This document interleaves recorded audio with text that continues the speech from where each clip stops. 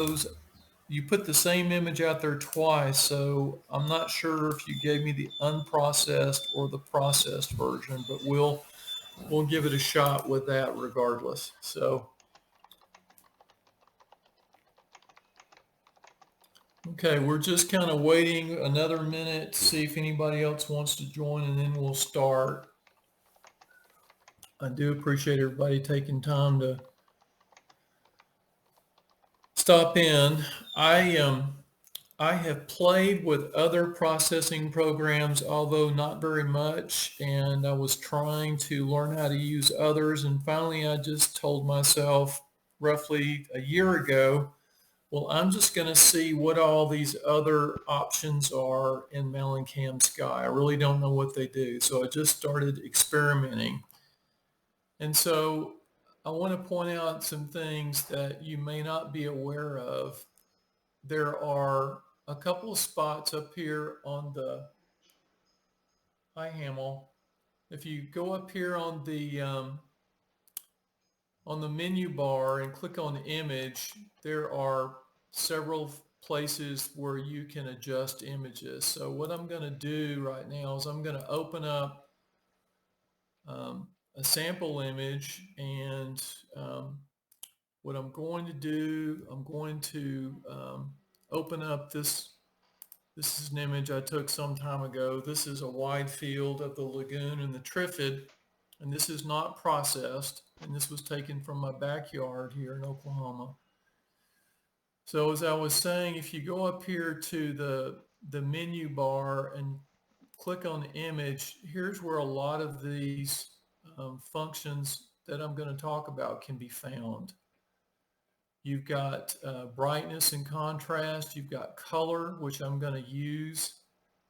You've got high tones, mid-tones, and shadows.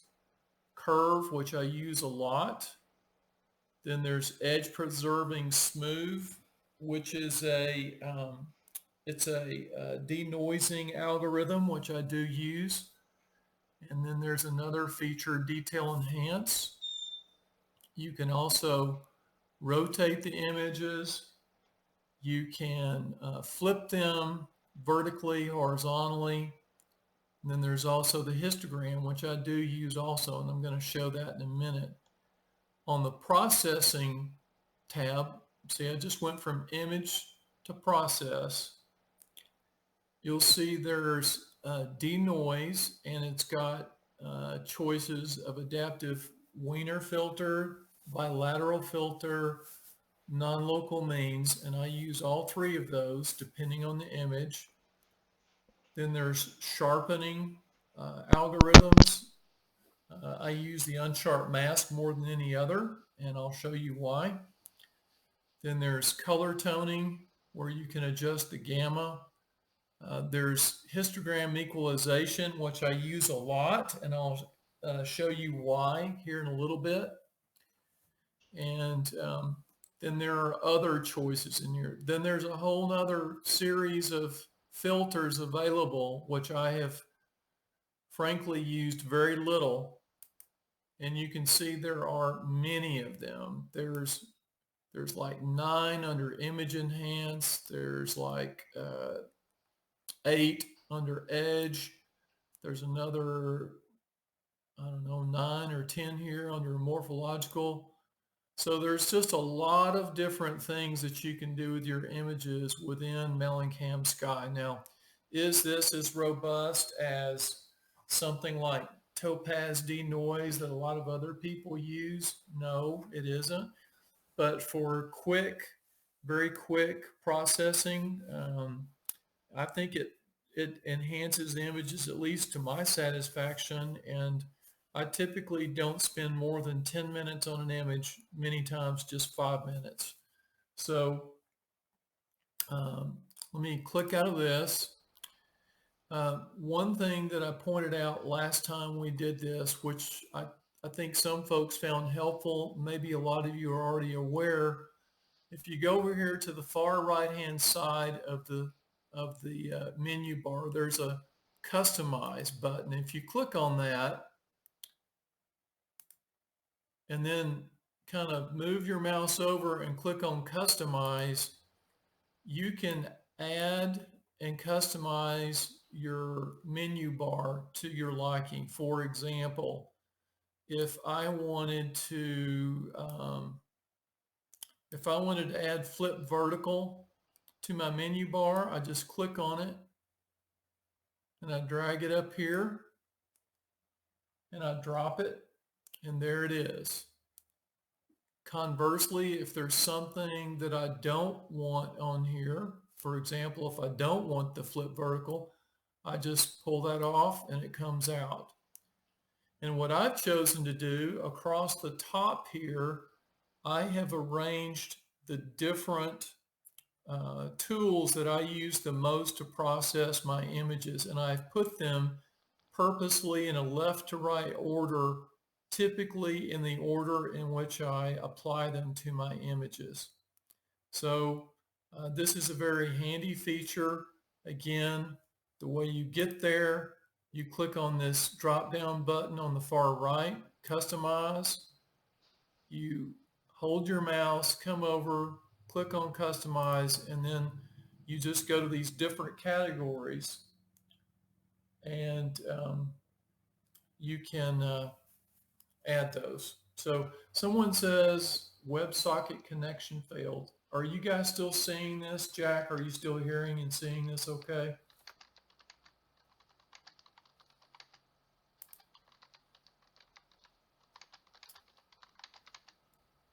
Does someone just pop a message out there to let me know that you're still seeing this?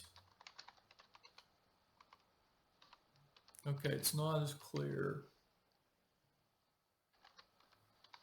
Okay, well, let's see, text is blurry. Someone says it's looking good. Okay, so I've got split cam going here, Jack, and I'm at 1920 by 1080 display. Is there something else I need to do differently in order to make that less blurry?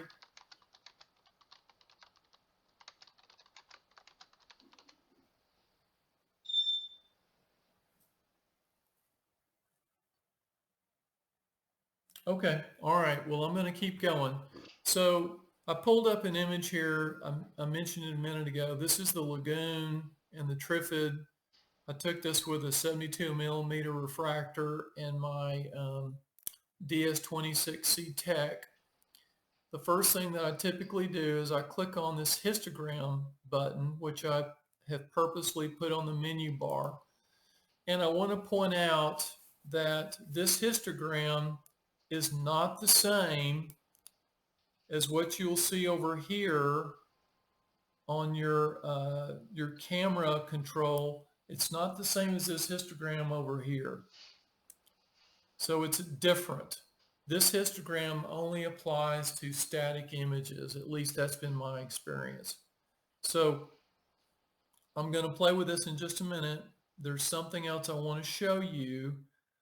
To the bottom left on the status bar of the program next to camera, there is a button called undo redo. And I'm going to click that, and everything that I do to this image is going to show up here in chronological order of the processes that were applied. Now, last time that we did a session, folks said that they were not able to see that button. If you go up here to view and click on sidebar, then you come over here to sidebar and you click on undo redo, and then that will show up. And this is very handy when you're doing processing, and you'll see the reason why in a minute. Okay, so I've got my image up. I've got my histogram up. I'm going to click on color. And if you look down here, you'll see, I don't think y'all are seeing my mouse move, but if you look, you'll see that the green is out of sync with the blue and the red. So the image has a distinct red tint to it. And I believe that's because of the type filter that I was using. It also may have something to do with my neighbors have a tendency to leave their backyard lights on their porch all night long. So I'm going to try to color balance this better. You can see that the green is not where it should be. So I'm going to just click on the green slider. I'm going to move that over with my left and right arrow. So that's roughly where I want it to be. I'm going to click OK. And I'm going to zoom in to the image.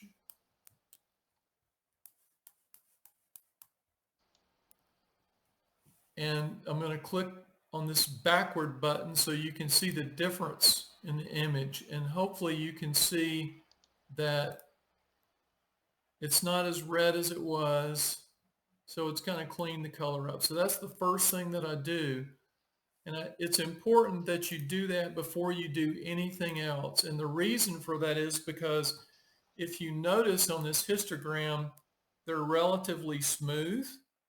But when you start stretching the image and you start using histogram equalization and other processes, it tends to distort the histogram and make it harder to line up the red, green, and blue peaks. So at least that's how I do it. So the next thing I'm going to do just a very temporary stretch. I'm going to go to the range, and I'm just going to see what this might look like if I chose the best fit. Sometimes it looks pretty good, and usually it's too aggressive. So I just click on best fit, and you can see it made a nice difference just by doing that. So if I hit reset, that was before, that's best fit. So it does a nice job. So I've got a pretty decent image to work with here. So I'm going to cancel this, and y'all might say, why are you doing that? I'll show you here in just a minute. I'm going to go to curve, and curve allows you to custom stretch the data. So if I do something like that, you can see that it kind of lightens everything. If I want to bring more contrast into the image, I can kind of just move it up this direction.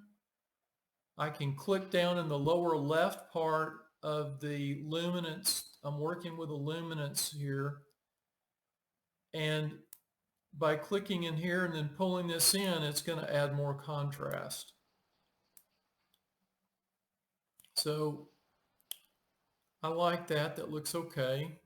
Just it doesn't have to be perfect for demonstration purposes. So I'll hit apply. Okay. Actually, I don't just need that. And then the next thing I'm going to do, now that I've kind of got it stretched a little bit, I'm going to zoom way in, and I'm going to look for an area that's got some really faint looking stars. So unfortunately, y'all are not seeing my mouse move, but as I zoom in, I see these really faint stars, and then I'm gonna apply a denoise to this, and I'm gonna try different ones. I think the first thing I'm gonna do is I'm gonna probably try something called I think I'll do non-local means. Now it's a bit of a memory and CPU hog, so it can bog things down. I'm going to pull the image a bit over to the right because when I click on non-local means, it's going to pop up a dialog box. And notice that it says it's not responding.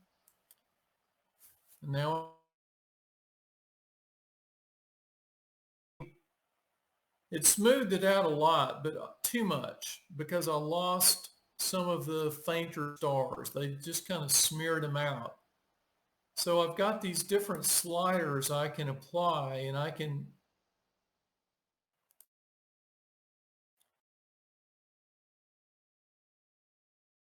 by using this I can control how much denoising. And notice when I did that, some of those stars popped back. I can also decrease what's called the search window, which is more like the localized area that it's applying this denoising algorithm. And so, and then I can also adjust the strength of it as well. So this looks okay to me. It's not perfect, but it's okay. So I may drop that just a smidge.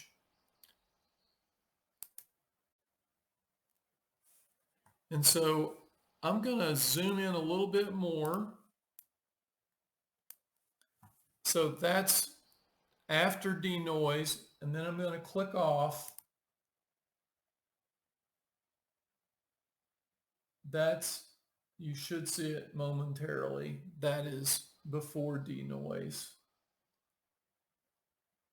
Doesn't look like y'all are seeing that, but it definitely made a difference in my opinion. So I'm going to click on best fit, which just basically fills the processing window with the image. And then I'm going to hit this histogram equalization button. Well, it looks like y'all are still behind. Jack, am I still broadcasting? Can you guys still hear me? If someone would just send a message or something that you're still hearing me and that I'm still broadcasting. Okay, good. Okay, but for some reason, I have already moved on.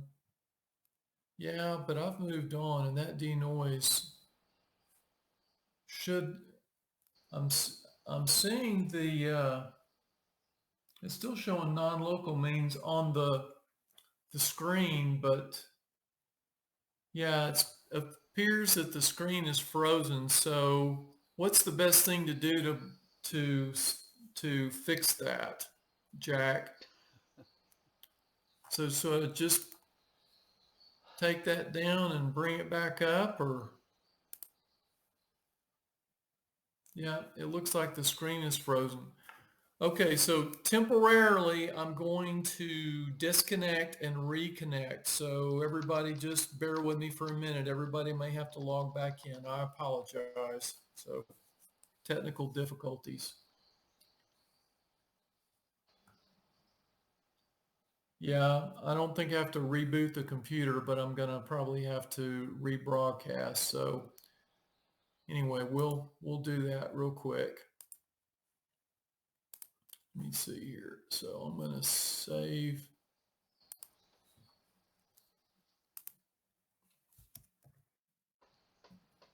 Bear with me. Sorry about the technical difficulties, folks. I think when I use that particular non-local means, it just really kind of messed things up. So I am going to stop broadcasting and I'll reconnect.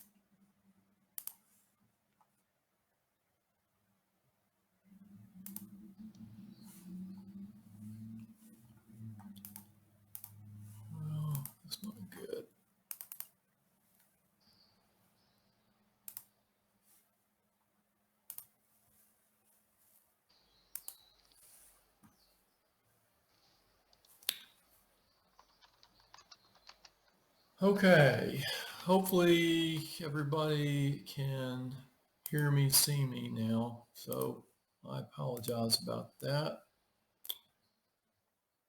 So let's see.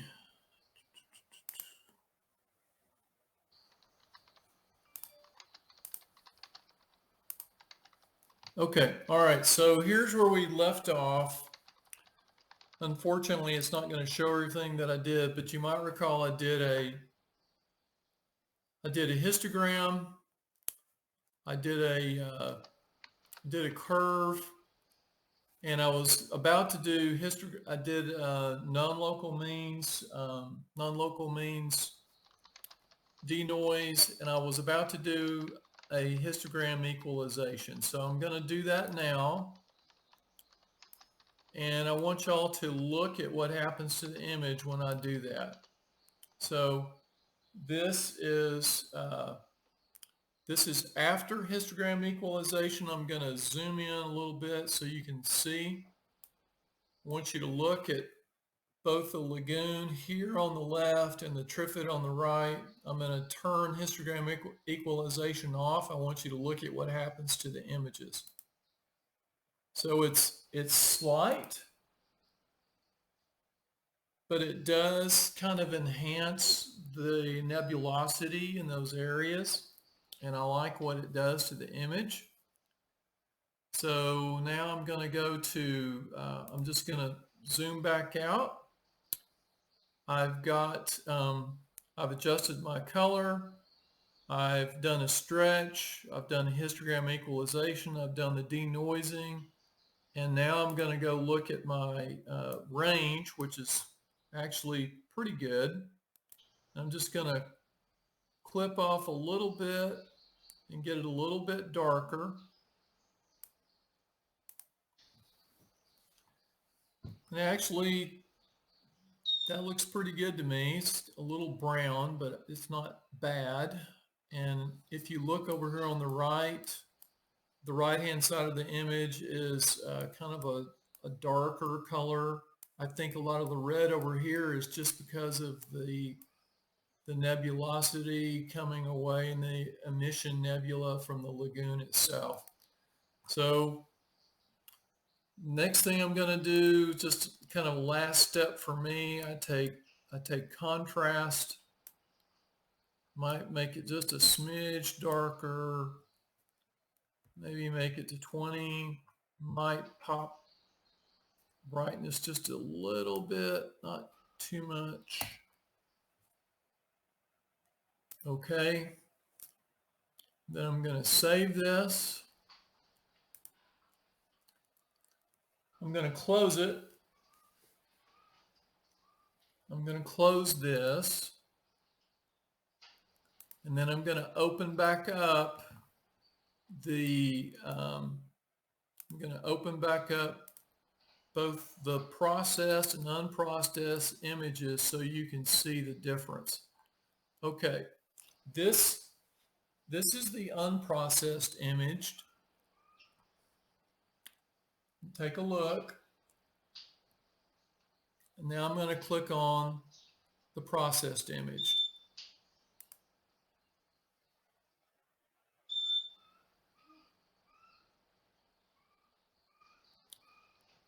So again,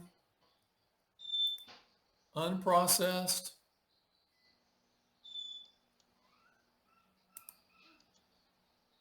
processed. And I know it took me 15 minutes to do that, but it really only takes me about 5 minutes.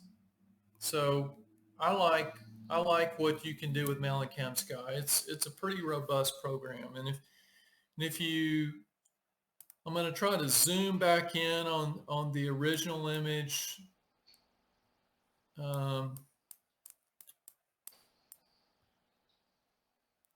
Kind of zoom in on this region. This is unprocessed. We'll zoom in kind of on this area. And then I'm going to zoom in on the same area of the processed image. I think think I did the wrong thing.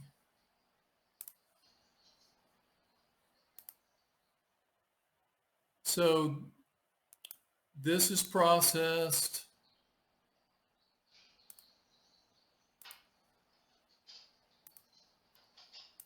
This is unprocessed. Processed, unprocessed. And I know a lot of this is just personal preference, but I like what it does to it. So that's an example. I'm going to close these and let's do another one. So I'm going to do this image that I'm going to show you. I took this from a dark site. So this was not from my backyard. This is the Eastern Vale, and I took this at a dark site this past fall, and I was using an O3 filter. And so it's 35 minutes of data at high gain. So I don't know if you can barely see it, but here's the veil through here. So I'm going to process this guy. First thing I'm going to do again, I'm going to open up, I'm going to look at my colors with my histogram. They're not too bad. I think the green is a little bit off. So I'm just going to, just a touch, not even discernible, but got that fixed a little bit. I'm going to go over here and I'm going to take a look and see what I can do in terms of stretching the image. I'm going to come over here to my luminance curve, do something like that. You know, you can get really aggressive with it like that. I want you to see that it also goes the other way. So these curves are very flexible, and I want to point out that you can create custom curves. So like you can click down here and you can pull it in here. You can click here and pull it out there a little bit if you want. Of course, that looks crazy and I don't want it, but I just want you to see there's a lot of flexibility with curves. It's a very powerful tool. So I'm going to come up here. I'm going to pull it like this. That looks okay. I might do something like that. Almost looks like too much, but we'll see. I'm going to click OK. Now I'm going to zoom in. It's not terribly noisy.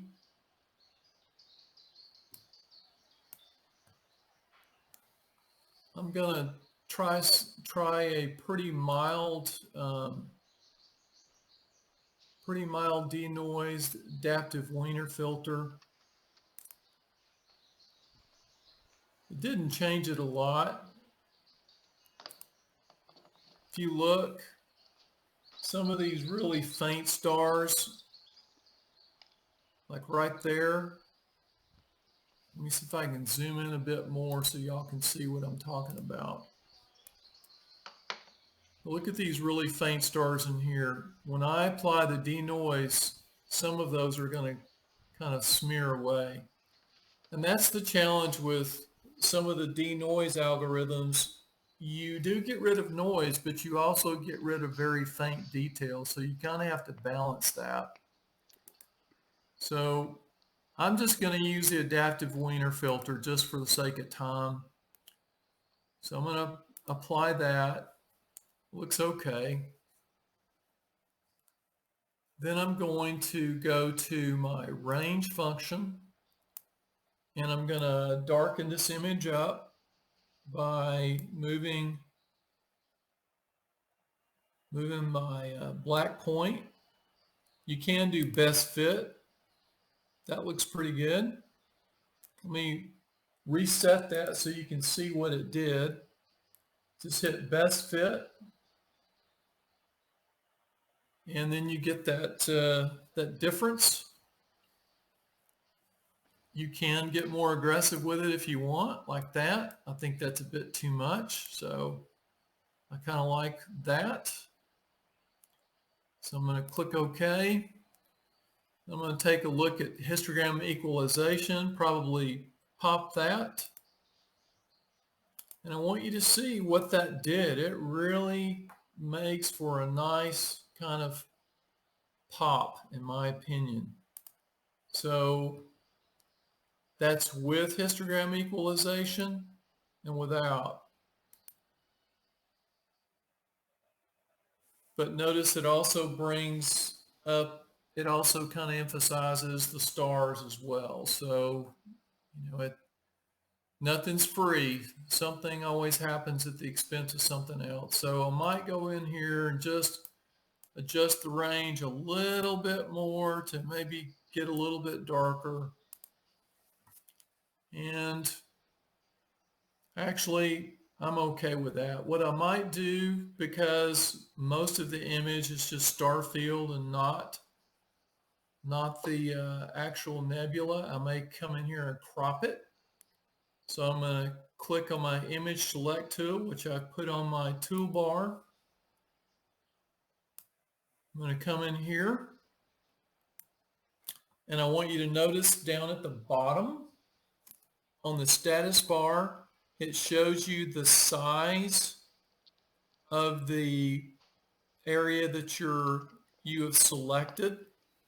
And because the DS26 and a lot of ROX cameras, if I'm not mistaken, are a 4:3.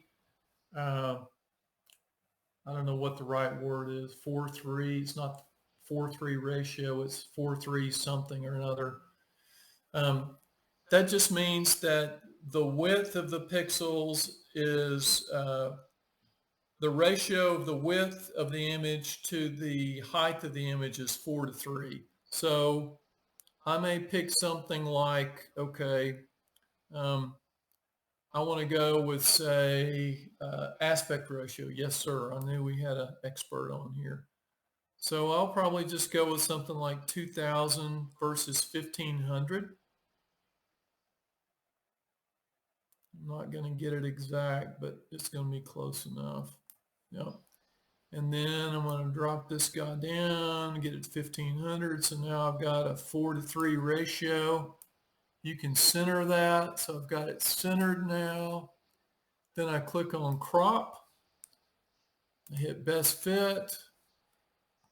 Now I'm going to do a save as, and I'm just going to put test out there. But for now, I'm going to show you what I typically do. I usually put what I did to the image. So I adjusted the color, I put a curve on it. I did the adaptive Wiener filter. I did a range. I did that twice, but that's okay. Histogram equalization, and then I cropped it. So I'm going to hit save. Now I'm going to close this. I'm going to go open up the processed and unprocessed images so you can see the difference. So this is what I started with, and this is what I finished with. Start, finish. So, and I don't know how long that took, but maybe 5-10 minutes at the most, but I can do it in 5. So it won't end up in Sky and Telescope, but I like it. So, okay, let's do a galaxy. Let me close this. So, Derek, are you still on? I think so. Yeah. Okay, so I'm gonna take an image that Derek sent me, and I think he stretched this already. And I sent you an email, Derek, with some things to think about in the future on imaging this particular object. It's a nice capture. So the what I noticed right off on this is it had been stretched. I can tell that by looking at the histogram, but the color needs to be balanced. So I'm going to try to get the balance back with the color. So the blue is needs to come back the other way. I'm going to try to line these peaks up. It's not going to be exact, but it's going to be, try to line these up roughly. And I think that's pretty good. I'm going to click OK. And I want you to look at the image. So that is after the color balance, and that's before the color balance. After, before.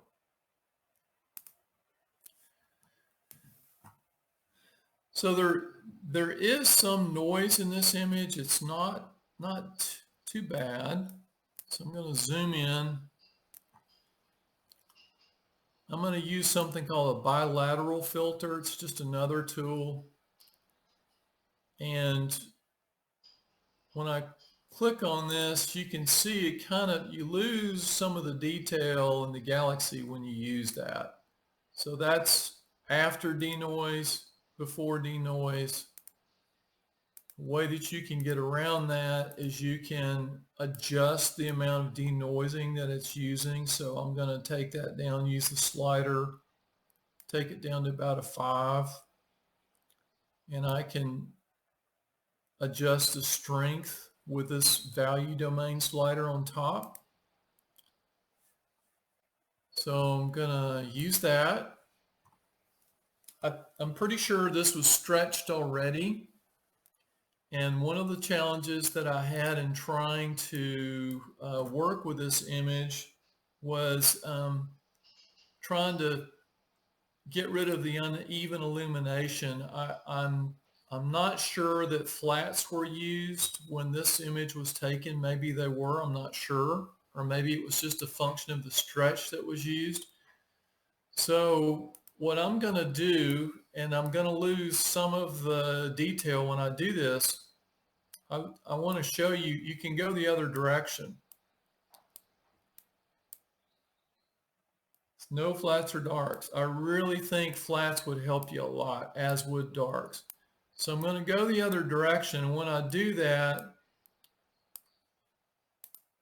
I'm getting rid of that over illuminated area, but I am doing it somewhat at the expense of detail. I know that I am. Now I'll show you, typically I would do something like this, and I'd do something like that, but you run into a problem of it just creates a lot of unusual looking artifacts when you do that. So I'm going to kind of de-emphasize that. I know you're kind of losing stuff, but cleaning it up a little bit. And then I'm going to come in here. I'm going to crop it.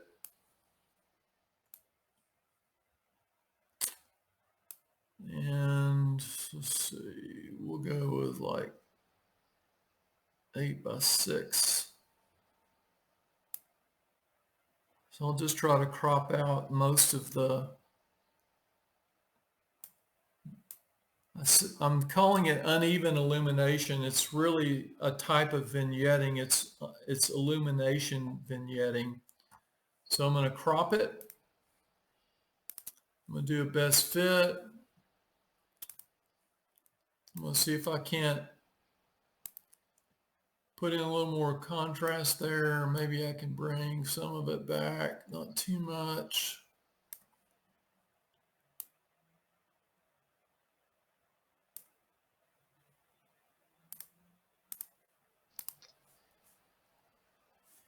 And then I think I'll just save that and I'll put what I did bilateral filter, put a curve on it, propped it, and I did a range in that order. Okay, so I'm going to close it. I'm going to go open that guy back up.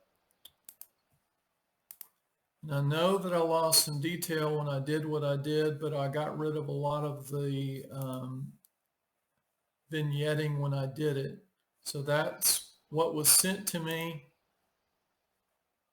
and that's what I came up with. Now I can maybe get rid of a little bit more of that. I can go a little bit more with like a heavier contrast, but when you do that, you start losing detail in the arms. So nothing's free. You're always gaining something at the expense of something else, usually. So that's what was sent. That's what I would do, something like that. So, all right. Are there any questions at this point? I'll do probably one more image or however many people want me to. So,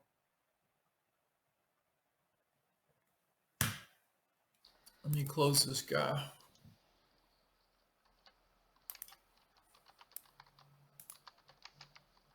Yeah, one thing that I would point out, Derek, if you look down in here, some of these pixels are kind of hot. And so the darks would help with that. And then these dark areas in the corner of your image, that's from not using a flat. The flat will tend to correct that. At least that's been my experience. And flats are really pretty easy to do. I use a white t-shirt method, and there's been a lot of discussion on the forum about how to do flats. And I know a lot of people get way more involved in how they do their flats. They have flat panels and all that kind of stuff. I don't go to that level of detail. So, okay, let's see. We will do, yep, pretty much. I tie a white t-shirt over the end of the scope. I've seen some people use like a needle point loom to hold the t-shirt taut and put it over the scope. And right after sundown, I just try to set my histogram so that I'm getting a signal peak right around in the middle of the histogram.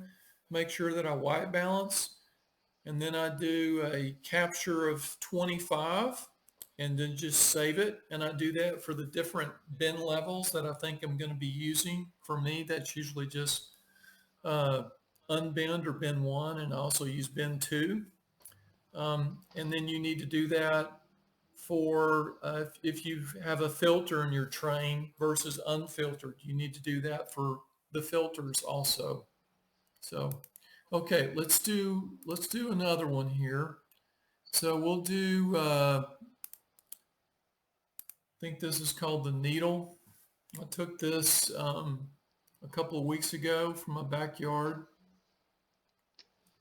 You can see there's faint galaxy right here and another faint galaxy over here. So again, the first thing I'm going to do is I'm going to color balance it. And so this one was not balanced very well. So I'm going to center it on the blue. Yeah, edge on. Yep, exactly. So I'm going to center it on the blue. And then I'm going to pull the red back. and this is not exact. You don't have as good a detail, and these are 8-bit per channel images, and if I had if I was doing the 16-bit, it would probably be better. You'd have more control, or if I was using fits.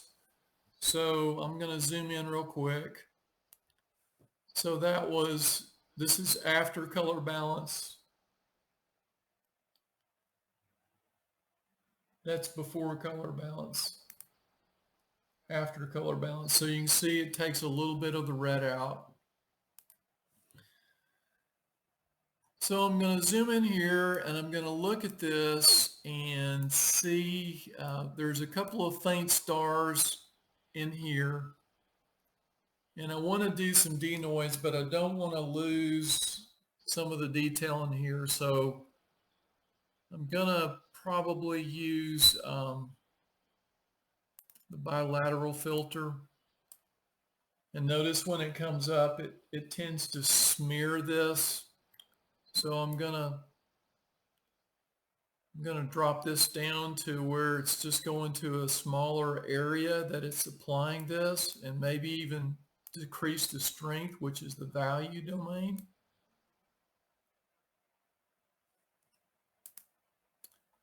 It's kind of hard to see the difference, but there is a slight difference. I can discern it here. You might not be able to there. So I've applied that.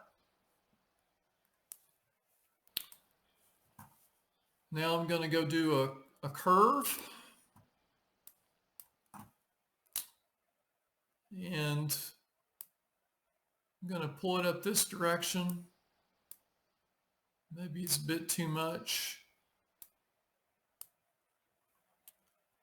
I'm going to come down here to the bottom left and click in here around this first grid point right here.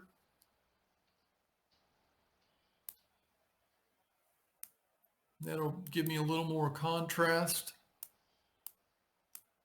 And as I'm doing this, I'm paying attention to what's happening in here. When do I start to lose detail in the galaxy? That's what I'm looking for. Like if I do that, look, I've lost the galaxy. So this is kind of touchy, sensitive. Doesn't take much to make a big difference.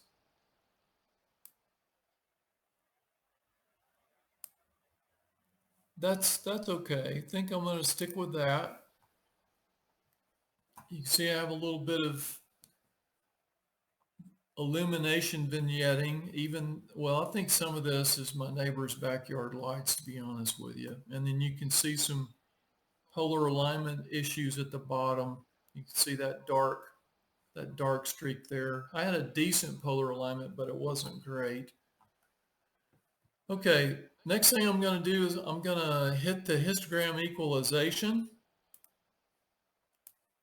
And I'm going to put that off to the side. And I'm going to back it up so you can see what it looked like before and after.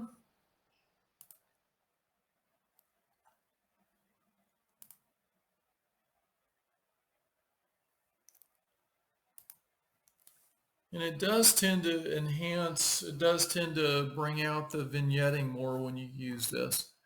So one of the ways I get around this is by using my range feature. I'm going to hit best fit. I think it's going to be too aggressive, but we'll just see. Yeah, it's way too aggressive. But I'll just pull that way out here like this. Pull it all the way out. And then I'll start seeing where does it start to get where maybe it's too much.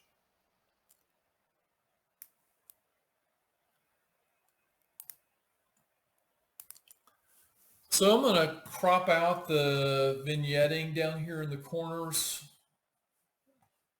And I'm just going to go up here to my crop tool. I want to capture these two faint galaxies. There's one up here to the upper left and one to the right. I think there might even be something over here. I'm not sure. So that's 1250 by 900. So maybe I can squeeze this down to 12 by 900 and still get everything and get most of it anyway. I'm going to center that.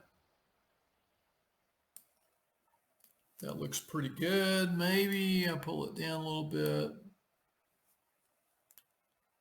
Hit crop. Gonna go best fit. Looks like I could probably use a little more contrast, maybe a smidge.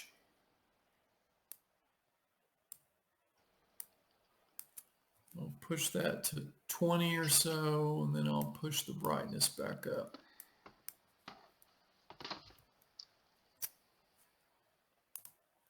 Okay. And I'm going to hit save as. I'm going to put a list of what I did. Sometimes this helps me remember how to process things. Sometimes I don't get to do imaging for a month or two due to work or whatever.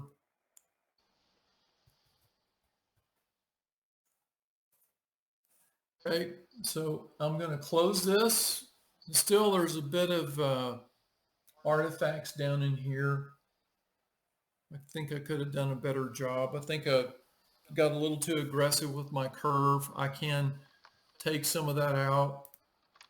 There's no room to take it out with the range feature. I could take some of it out with a curve, and the way you can do that is you just come down in here, right about in here, and you just click an anchor point.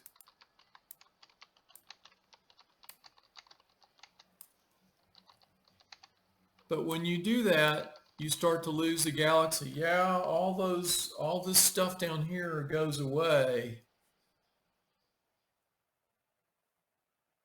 But you can adjust it some.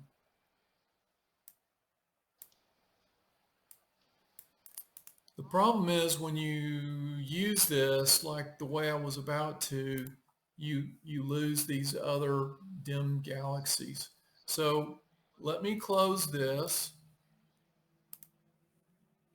and then I'm going to open up what I started with and what I finished with so you guys can see. So this is what we started with. That's the unprocessed image. It was live stacked, and I did adjust the black point on the histogram while I was capturing the image, but nothing's been done to it since it was captured. And then now that's the processed image. So before,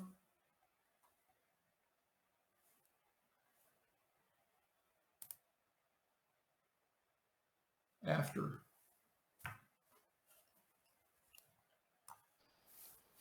So I can do one more if you guys want me to. I'll leave that to the group. Are there any questions at this point?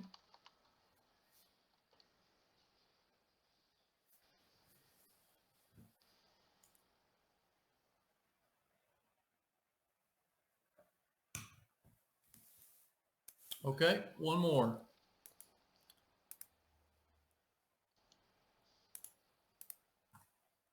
So let's see.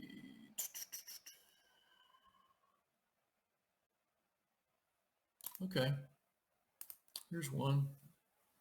Okay, this is the rosette. This is from my backyard about 3 or 4 weeks ago.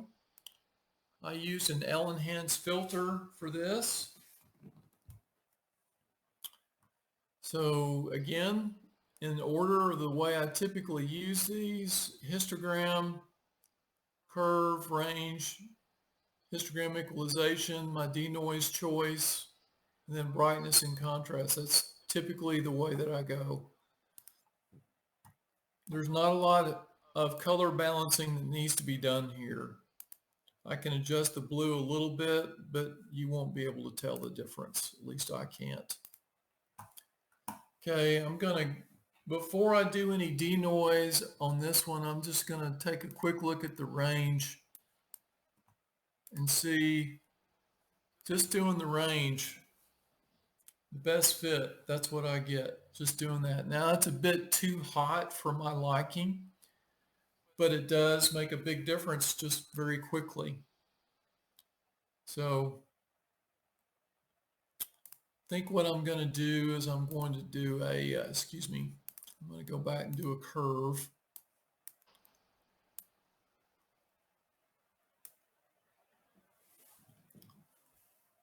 Another way that you can cut or I should say darken the sky area around your object, you can also come down here to the bottom left on your curve, and you can just pull it that way, like that. But when you do that, you want to make sure, what did I do to capture it? Yeah, I can tell you that, just a second. So as you pull, you want to watch and see, when does your detail start to go away in the nebula, and that's where you want to stop. So I'm gonna apply this.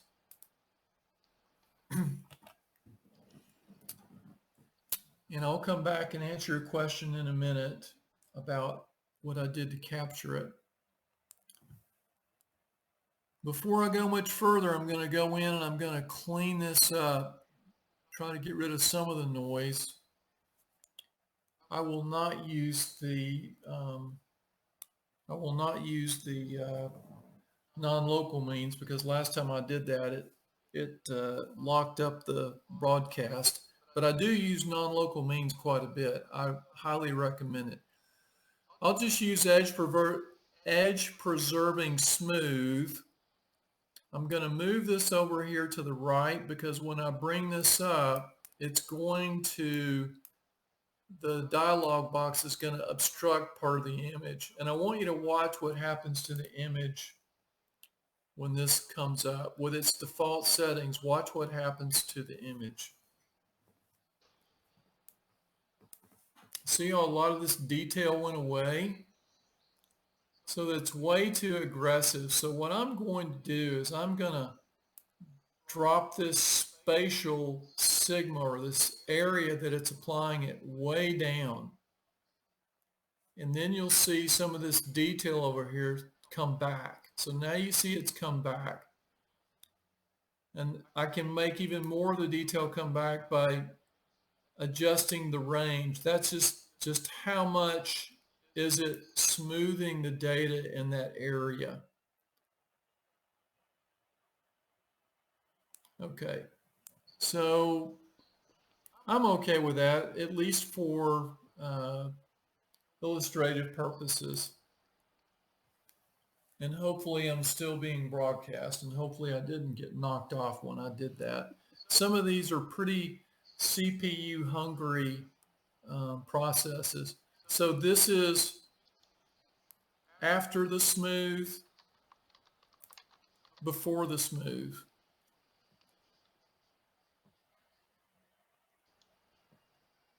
I don't know if y'all can, okay, good. I'm not sure if you can see the difference here.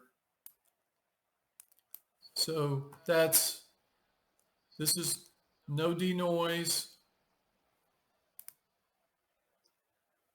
That's after denoise. It's perceptible here. It's just slight, and that's what I want. So now I'm going to go back to best fit. I'm going to hit histogram equalization.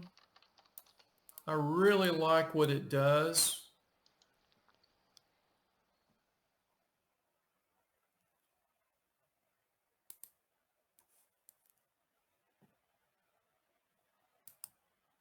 I really like what this histogram equalization does, and you can adjust how much you do that. I find that if you do it too much, you start seeing other parts of your image um, enhanced that you don't want enhanced. So I can do this again,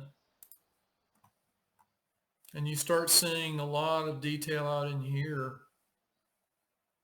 out around the edges. So let me click back a couple steps. Remember, this undo redo shows you what happens as we go. So that's with one histogram equalization, and that's with two. Now, notice when I do that, I start seeing some other things that maybe I don't want to see pop up. And maybe there is some nebulosity, faint nebulosity out here to the left of this, but I just don't like the way it introduces some of the other artifacts. So I'm just going to do this one time, although I have done it several times on images and it works okay. It just depends. So now I've done that. I'm going to go to my range function. I'm going to clip off a little bit more on the left side, get a little bit darker, maybe make it just a little bit brighter. Kind of like that. Say okay. I really don't think I need to do much more to this. I could do some brightness and contrast if I want. I can maybe just do the slight contrast, maybe just a smidge bright, not much. I'm satisfied with that. I am going to answer the question about what I did to capture this image in a minute. So drop that down there. Did color, I did a curve, did edge preserving smooth, did a histogram equalization, I did a range, did brightness. Now I'm going to close it. When would you use update? You know, that's a great question. I don't see update. I don't know what you're referring to when you say update. I see, yeah, it was away from my neighbor's light, or he didn't have his lights on that night. So, oh, update. That's a good, what does that do? Update. I think, I'm not sure what that does. I haven't figured that out. That's a good question. I don't know. I'm not sure. Maybe when I hit update, it doesn't, I don't see the difference. So let me close this. Before I do, let me answer the question, what did I do to capture this image? So I used an 80 millimeter refractor top center. Okay. Jeff can explain it. I'm sorry, I can't. So I used an 80 millimeter refractor. I used an L-enhance filter, digital bin 2, 30-second captures, 10 of them at a white point of 255. I did 10 of them at a white point of 215. I did 10 of them at a white point of 175. And I did 10 of them at a white point of 135. So I had 4 different white point moves. So it was a total of 40 images, 30 seconds each. So that should be 20 minutes of data. So I'm going to open this up again, processed and unprocessed, and you can see the difference. So this is unprocessed.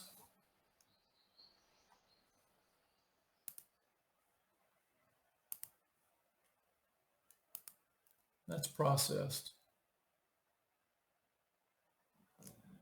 All of it was included. This was a live stack. So these were not individual frames that were saved and then later stacked in Deep Sky Stacker. No, this is the DS26C tech. This is not the DS10C tech. I do have that camera also. So that's before processing.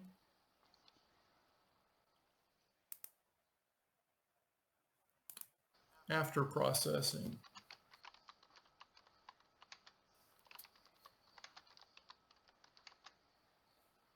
So again, the things that I use the most.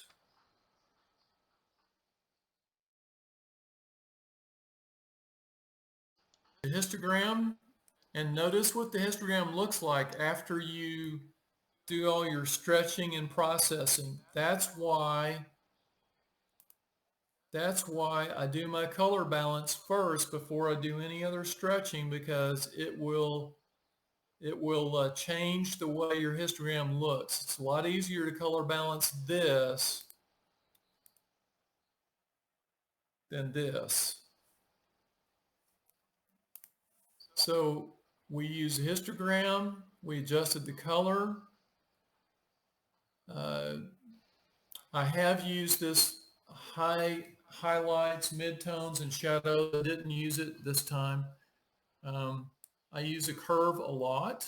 I use the range, histogram equalization, there's 4 different denoising methods that I use the most: the bilateral filter, edge preserving smooth, non-local means, and there's one other that I don't have up on the bar, and that's this adaptive Wiener filter. And you can use more than one denoise routine on the same image, and I've done that many times. Sometimes I'll start with one particular denoise and there's still a little bit of noise in it, and I'll use a different type of denoise filter and apply that at the very end. So you can mix and match these things. And then typically, and I didn't even show you all this, this image has got pretty nice sharp stars, but if you have an image that doesn't, you can use this unsharp mask, and I'll show you an example of that real quick.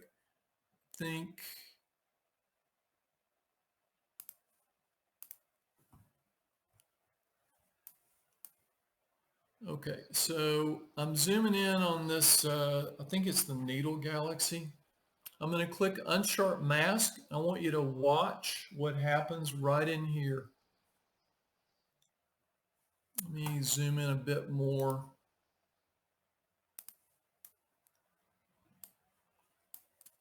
Right there.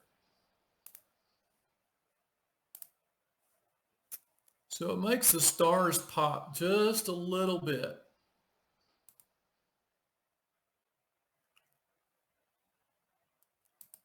Just a little bit, not a lot. And you can adjust that, and you can apply it twice if you want, but then it starts adding harsh edges to your object. So I typically only use it once. So those are what I use most of the time. I do use other things occasionally, but I would say 95% of the time, everything I just showed you is what I use. So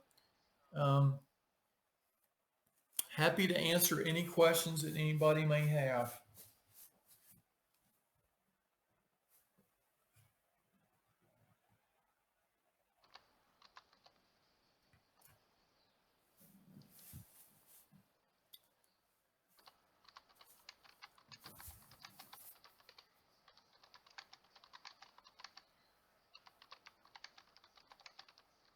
Okay. All right. Well, guys, okay, so Jack's playing with his data. Okay.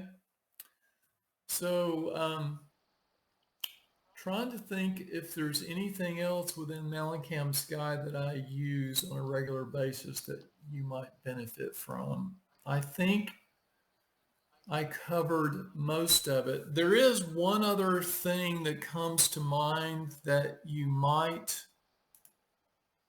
consider doing, and I will bring up one of the images that we talked about earlier.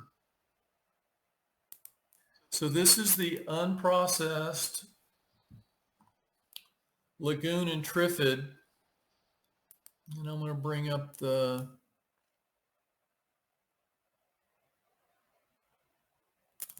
processed version. So there's the processed version, there's the unprocessed version. If you think there's still too much red in this, you can go to your curve, and we didn't talk about it, but if you look, this is on the luminance, but you can also stretch individual colors. So like if I click on the red, I can de-emphasize the red. Now it's going to mess up the color balance when I do that, but if I want to just pull that down a little bit, notice some of the red went out of the image when I did that. Not a lot, but perceptible. So that's before I adjusted the color in using the curve function, and that's after. The challenge that you run into when you do this is you start adjusting one, you want to start tweaking other things. So maybe just a smidge on the green, maybe just a little bit. And I mean, you can do strange things with this as well. I mean, of course you wouldn't want to, but I mean, you can make it really blue if you want. You can take the blue out. You can do all kinds of things. It's just very, very powerful, very flexible what you can do with it. So, all right, guys, unless you guys have any further questions, that's all I had. It's really just like anything else with this hobby. It's just spending.